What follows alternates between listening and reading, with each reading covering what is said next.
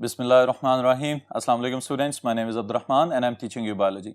Students, इस session में हम कंटिन्यू करने जा रहे हैं चैप्टर नंबर 15 का सेकंड लेक्चर, जिसका टॉपिक हम देखेंगे osmoregulation and osmoregulation in plants. तो डिटेल्स बोर्ड पे देखते हैं।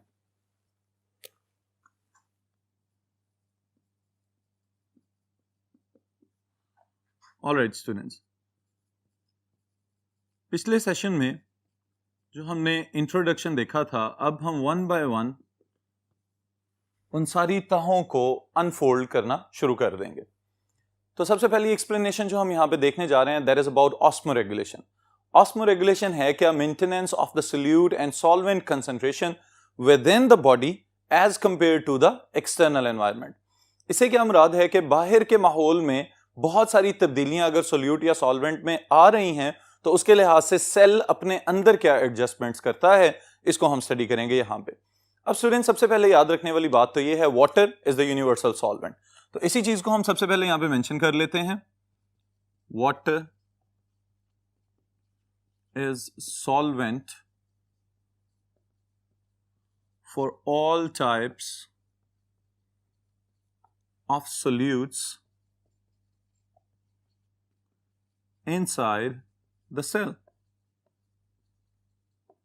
ऑलराइट, अगर पानी सॉल्वेंट है तो इसका मतलब यह है कि बहुत सारे सोल्यूट्स को ये अपने अंदर हल कर सकता है, इसी वजह से इसको हम यूनिवर्सल सॉल्वेंट भी कहते हैं।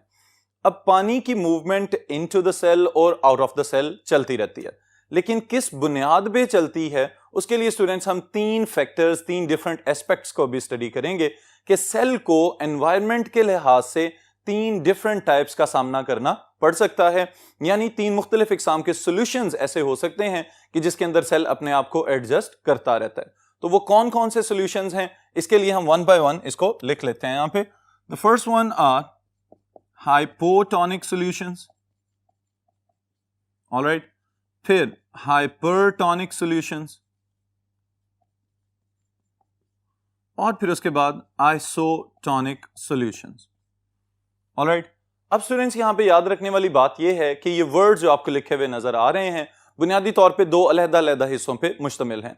हाइपर ज्यादा यानी इंक्रीज्ड वैल्यू, हाइपो कम यानी कि डिक्रीज्ड या लो वैल्यू, और आइसो का मतलब सेम, एक जैसे।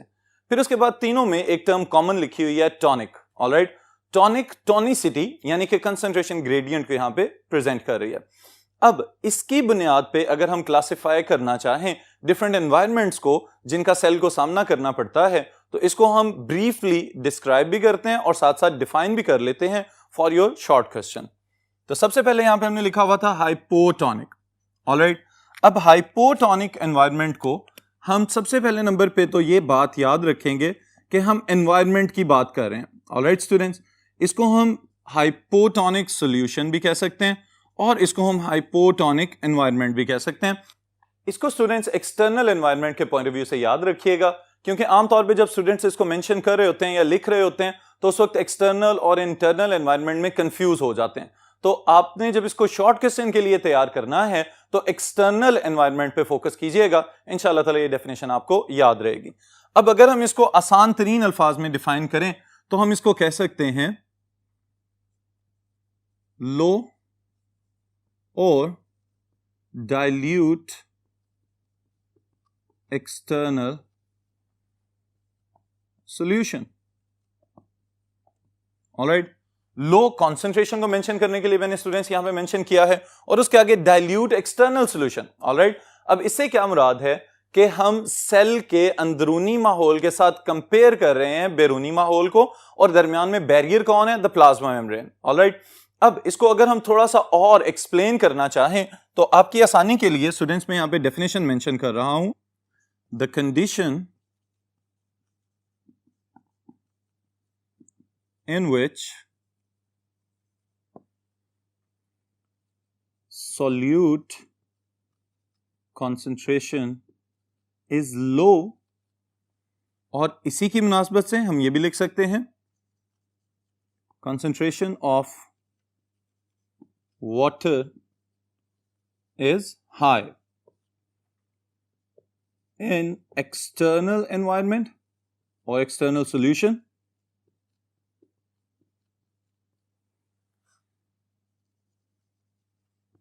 as compared to internal concentration of the cell. Alright students, ऐसी कंडीशन जिसमें बाहर वाले एनवायरनमेंट के अंदर वाटर की कंसंट्रेशन हाई है और सोल्यूट की कंसंट्रेशन लो है, तो सोल्यूट की कंसंट्रेशन के लिहाज से ही तो इसको हमने कहा hypotonic. Alright, so the concentration of solute is low and concentration of water is high. अब इसकी वजह से आपके जहन में कुछ तो आना चाहिए कि वाटर की मूवमेंट इनटू द सेल होगी या आउट ऑफ द सेल होनी चाहिए. जब बाहर पानी ज्यादा है, सेल के अंदर पानी कम है, तो इसका मतलब यह है कि water always moves from its high concentration to the area of its low concentration. Alright, तो पानी बाहर से अंदर मूव करने की कोशिश करेगा. इसके लिए स्टूडेंट्स हम मेंशन कर लेते हैं यहां पे water will move into the cell. अब सवाल ये पैदा होता है कि सेल तो अपने होम्योस्टैटिक सिस्टम को मेंटेन करने की कोशिश कर रहा है, तो सेल की शेप के ऊपर भी कोई फर्क आएगा? Yes, the cell will become turgid. Alright, पानी को अपटेक करने के बाद, चूंकि बाहर पानी की कंसंट्रेशन ज्यादा थी, अंदर पानी की कंसंट्रेशन कम थी, तो पानी बाहर से अंदर मूव करके आ गया. इसकी मूवमेंट की वजह से क्या नजर आएगा कि सेल आहिस्ता आहिस्ता फूलना शुरू हो जाएगा. टर्जिडिटी की टर्म स्पेसिफिकली हम यूज करते हैं प्लांट सेल्स के लिए, लेकिन आप याद रखिएगा कि स्वेल्स अप और टर्जिडिटी, इसका मतलब यह है कि सेल ने पानी को जज़ब कर लिया है, पानी को अपटेक कर लिया है और अब सेल अपने नॉर्मल वॉल्यूम की निस्बत वॉल्यूम में इजाफा कर चुका हुआ है. ऑलराइट, और ये किस तरह के एनवायरनमेंट में पॉसिबल है? हाइपोटोनिक एनवायरनमेंट में जब सेल को रखा जाएगा. ऑलराइट स्टूडेंट्स, ये थी पहली डेफिनेशन हाइपोटोनिक सॉल्यूशन और हाइपोटोनिक एनवायरनमेंट के लिहाज से. दूसरा पॉइंट हमारे पास क्या है? Hypertonic. Alright, so the second type of solution is hypertonic solution.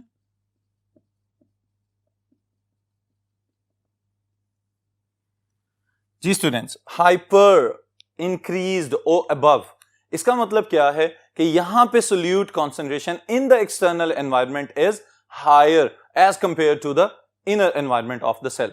तो इसी चीज को हम पहले एक छोटी डेफिनेशन और फिर उसके बाद उसकी डिस्क्रिप्टिव फॉर्म में लिख लेते हैं.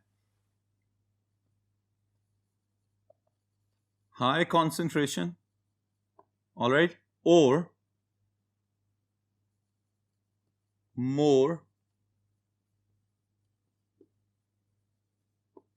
concentrated environment. Alright, कौन सा environment? External environment. Alright students, इसका मतलब क्या है कि हाइपरटोनिक की बात कर रहे हैं तो एक्सटर्नल एनवायरनमेंट में कंसंट्रेशन ज्यादा है. इसी को अगर डिफाइन करें तो हम किस तरह से लिख सकते हैं? In this condition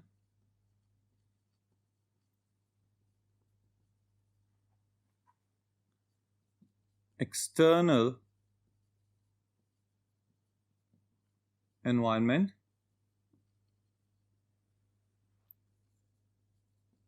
has high concentration of solutes.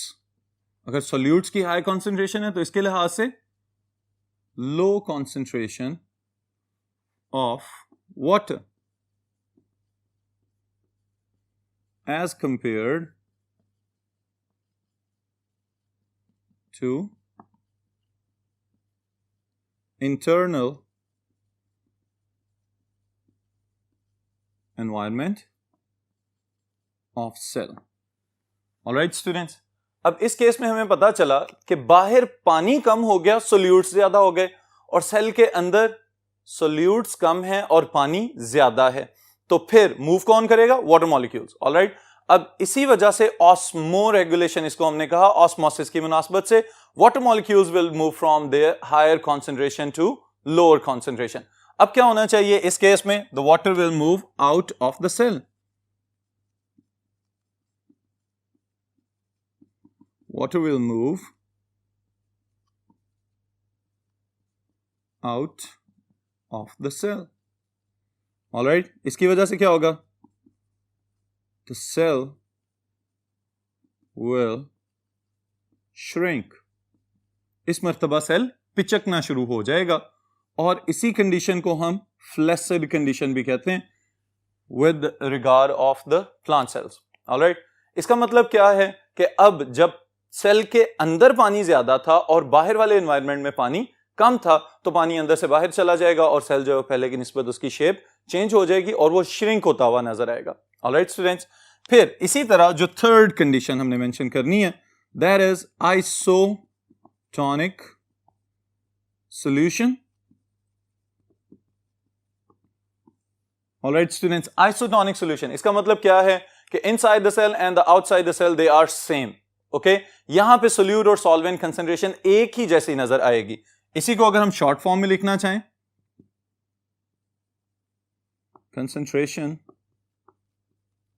Of solute and solvent are same inside and outside the cell. All right students, इससे क्या मुराद है कि इंटरनल जो सॉल्यूशन है सेल का और एक्सटर्नल सॉल्यूशन जो है सेल का, दोनों में सोल्यूट और सॉल्वेंट कंसंट्रेशन एक ही जैसी है. अब इसके लिहाज से अगर हम देखें तो हम इसको अगला पॉइंट जो ऐड कर सकते हैं इसके साथ, वो क्या है? Net gain and loss of solute and solvent is same. All right, और फिर आखिरी बात, no change in shape of the cell. All right students, अब ये तीनों कंडीशंस हमने यहां पे मेंशन कर दी हैं. इससे क्या मुराद है, अब इसको जरा समझिएगा कि ये जो तीनों तरह की कंडीशंस हैं ये सेल्स को नॉर्मल रूटीन में फेस करनी पड़ती हैं. अब इसकी वजह से सेल या तो बहुत ज्यादा फूल रहे हैं या फिर सेल श्रिंक हो रहे हैं या फिर सेल को कोई फर्क नहीं पड़ रहा. इसका मतलब क्या है कि इंटरनल एनवायरनमेंट को हर वक्त होम्योस्टैटिक सिस्टम के थ्रू नैरो फ्लक्चुएशंस में रखने की कोशिश करता है सेल, ताकि ज्यादा से ज्यादा देर के लिए सर्वाइवल पॉसिबल हो सके. ऑलराइट स्टूडेंट्स, फिर इसके साथ नेक्स्ट टॉपिक जो हमने ऐड करना है that is osmoregulation in plants. इसकी डिटेल्स देखते हैं नेक्स्ट बोर्ड पे. Alright students, this is about osmoregulation in plants.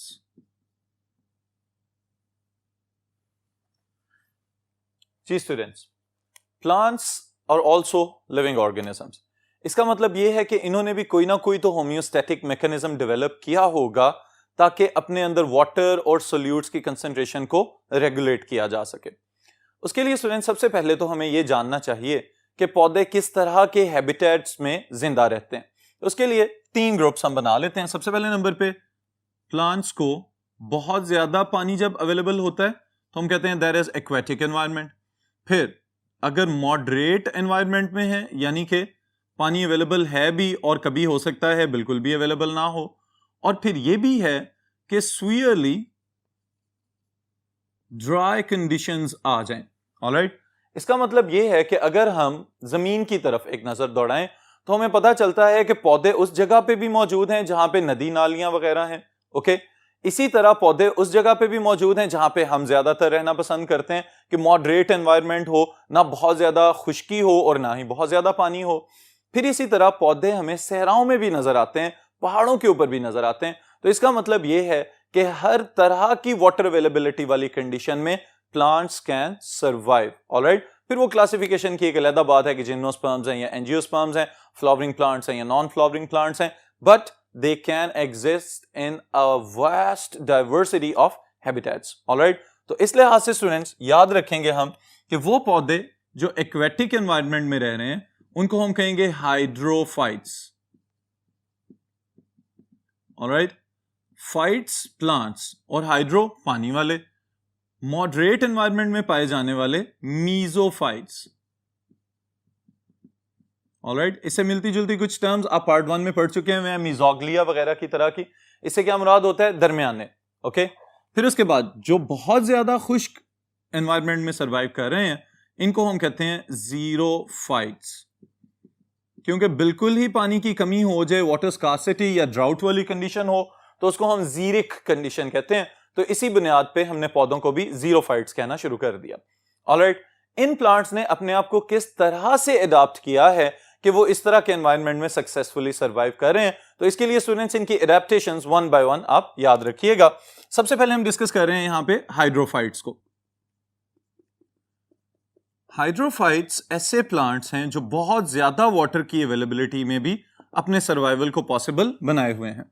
Alright, इसमें याद रखने वाली बात स्टूडेंट्स ये है कि ये टॉपिक आपको लॉन्ग क्वेश्चन में भी पूछा जा सकता है और इंडिविजुअली शॉर्ट क्वेश्चन में भी पूछा जा सकता है कि अगर सिर्फ हाइड्रोफाइट्स, सिर्फ मीजोफाइट्स या सिर्फ जीरोफाइट्स की एडेप्टेशंस पूछ ली जाएं तो शॉर्ट क्वेश्चन के लिए ये एक सुटेबल टॉपिक बन सकता है। और अगर सारा कुछ मिला के आ जाए तो फिर लॉन्ग क्वेश्चन बन सकता है 4 मार्क्स का। इसमें से अब जो एडेप्टेशंस आपने याद रखनी है उनको मैं यहां पे एनलिस्ट कर रहा हूं शॉर्ट फॉर्म के अंदर कि हाइड्रोफाइट्स ने सबसे पहले तो अपने आप को एडेप्ट किया इन वाटर फ्लडिंग। ऑलराइट, इससे क्या मुराद है कि इन पौधों ने चूंकि रहना ही पानी के अंदर है और पानी की जरूरत से ज्यादा अवेलेबिलिटी है, तो इस तरह की कंडीशन को हम कहेंगे फ्लडेड कंडीशन। ओके, तो फिर अगर यहां पे सरवाइव कर रहे हैं तो बाकी पौधों की तरह इनको पानी कंजर्व नहीं करना, पानी बचाना नहीं है, बल्कि पानी से छुटकारा हासिल करना है। तो जरूरत से ज्यादा जो पानी आ रहा है उसे किस किस तरीके से छुटकारा हासिल किया जाता है, उसके लिए स्टूडेंट्स पहली एडेप्टेशन जो आप याद रखेंगे that is leaf lamina is broad to increase surface area for loss of excessive water. Alright, इससे क्या मुराद है? पत्ते जो हैं वो काफी बड़े बड़े बना दिए हुए अल्लाह ताला ने ताकि ये ज्यादा से ज्यादा सरफेस एरिया को एक्सपोज करें और ज्यादा से ज्यादा पानी को ट्रांसपायर कर सकें। ऑलराइट, फिर इसी तरह अगर आपको याद हो तो वाटर की ट्रांसपायरेशन के लिए या गैसियस एक्सचेंज के लिए प्लांट्स के पास स्पेशलाइज्ड अपर्चर्स होते हैं जिनको हम कहते हैं स्टोमेटा। ओके, जो गार्डेड ओपनिंग्स हैं। उसके अंदर भी एक और एडेप्टेशन हमें यहां पे नजर आ रही है और ये क्या है? Stomata present on upper epidermis to increase rate of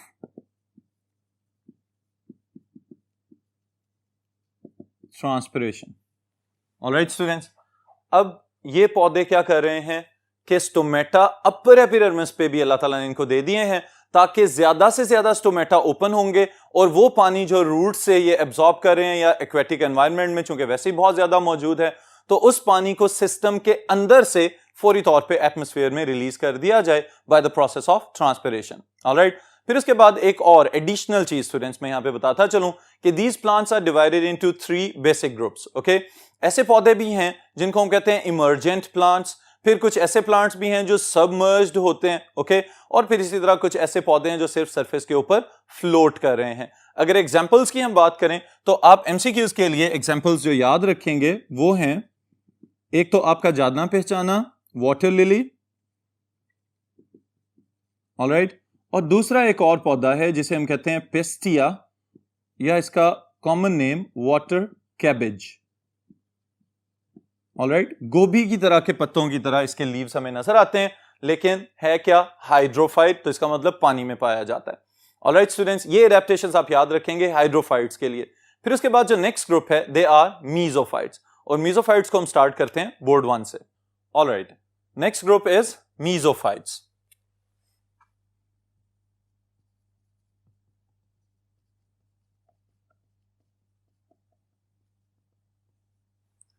mesophytes ऐसे पौधे जो मॉडरेट अवेलेबिलिटी में गुजारा कर रहे हैं। ऑलराइट स्टूडेंट्स, इसका मतलब यह है कि इस तरह के पौधे जिनको वाटर मिल भी जाता है और बाज़ औक़ात ऐसा भी है कि कुछ दिनों तक वाटर अवेलेबल ना हो। इनके अंदर कौन कौन सी एडेप्टेशंस हैं, इसको हम लिख लेते हैं। सबसे पहले तो इनकी जो प्राइमरी प्रॉपर्टी है, moderate availability of water. Alright, फिर उसके बाद stomata remain open on lower epidermis. All right students, अब यहां पे आपने ये बात याद रखनी है कि हाइड्रोफाइट्स में अपर एपिडर्मिस के ऊपर भी स्टोमेटा मौजूद थे ताकि पानी को ज्यादा से ज्यादा खारिज किया जा सके, क्योंकि वहां पे पानी जरूरत से ज्यादा था। लेकिन यहां पे वाटर की अवेलेबिलिटी चूंकि पहले की निस्बत कम है तो स्टोमेटा को ओपन रखा जाता है, बट यहां पे एक कंडीशन अप्लाई कर रहे हैं। किस तरह के एनवायरनमेंट में? इन इंक्रीज्ड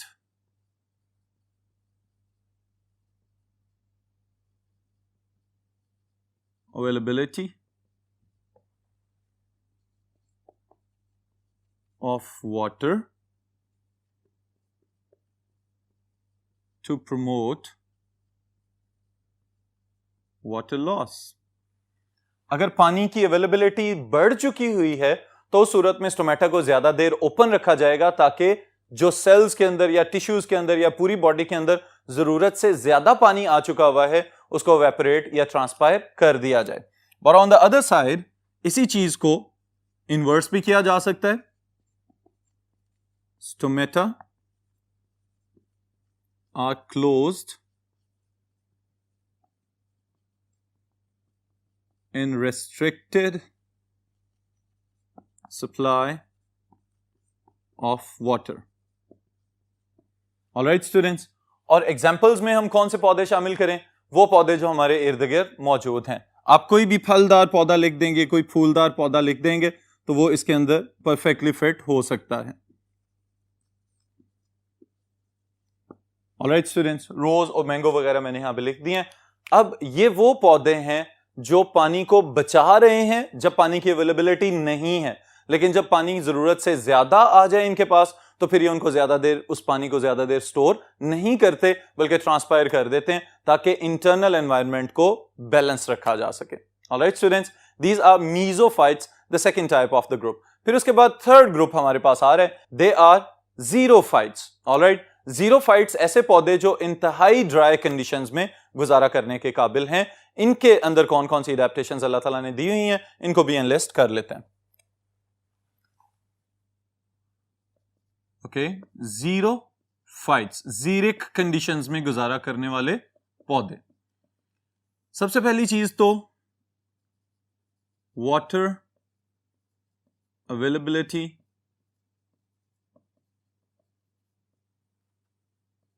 इज वेरी लो।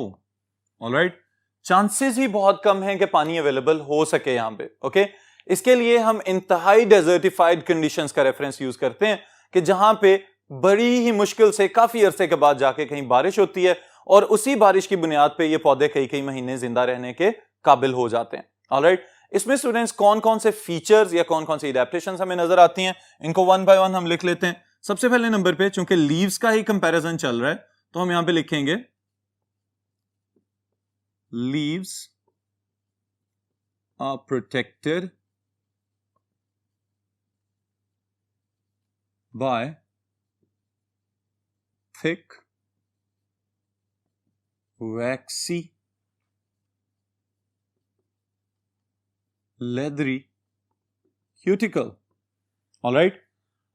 अब इनके अंदर जो पत्ते हैं या तो उनका साइज बहुत ही ज्यादा रिड्यूस कर दिया जाता है, छोटे हो जाते हैं, और फिर उसके साथ एक एडिशनल चीज यहां पे हमें नजर आ रही है और वो क्या है, टफ किस्म की वैक्सी क्यूटिकल दे दी गई है जो कि इंतहाई हाइड्रोफोबिक है। इसका मतलब क्या है कि अंदर से पानी को बाहर जाने से कंप्लीटली बैरियर लगा दिया गया, रेस्ट्रिक्ट कर दिया गया ताकि पानी अंदर से खारिज हो ही ना सके किसी भी सूरत में। ऑलराइट, फिर इसी के साथ स्टूडेंट्स समटाइम्स हमें यह भी नजर आता है कैक्टाई, ओके, कैक्टस की जमा, shed their leaves in extremely dry season. Alright, जब बहुत ज्यादा गर्मी वाला मौसम हो, यानी कि पता हो कि वाटर की अवेलेबिलिटी है ही ना होने के बराबर, तो उस सूरत में क्या किया जाता है, कैक्टस वगैरह की तरह के पौधे ये अपने पत्तों को झाड़ देते हैं, गिरा देते हैं। इसकी वजह से क्या होता है, जब लीव्स रहेंगे ही नहीं तो ट्रांसपिरेशन रेट ऑलमोस्ट 0 पे चला जाएगा, तो इसकी वजह से अंदर से पानी का इखराज ना होने के बराबर हो जाएगा। फिर इसी के साथ एक और एडेप्टेशन ऐड करते हैं, और वो क्या, leaves are modified into spines. Alright, बाज़ औक़ात पत्तों को मुकम्मल तौर पे मॉडिफाई होते हुए देखा गया है कि इनकी बजाय कांटे बनना शुरू हो जाएं, सरफेस एरिया भी रिड्यूस हो जाए और साथ ही साथ स्टोमेटा वगैरह होंगे ही नहीं तो ट्रांसपिरेशन भी नहीं रहेगी। लेकिन जब पत्ते नहीं हैं तो फोटोसिंथेसिस कौन कर रहा है, stem itself. Stem is photosynthetic, green stem होता है, कैक्टस वगैरह को आपने देखा होगा। ऑलराइट, और फिर उसके साथ एक और टर्म स्टूडेंट्स यहां पे मैं लिख रहा हूं आपके लिए, सक्यूलेंट स्टेम।